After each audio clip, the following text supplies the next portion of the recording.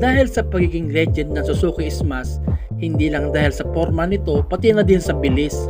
Kaya naman naglabas ang Rusi ng tila ba itatapat sa Smash ng Suzuki. Ito ay ang Rusi Blade 125 na hawig talaga sa Suzuki Smash. Ngunit mas pinalaki ng Rusi ang displacement ng motor na to. Kung ang Smash ay 115cc, ang Rusi Blade ay 125cc. Kaya heto at tingnan natin ang itsura ng motor na to. Sa ngayon kasi ay hindi pa available ang specification ng motor na to.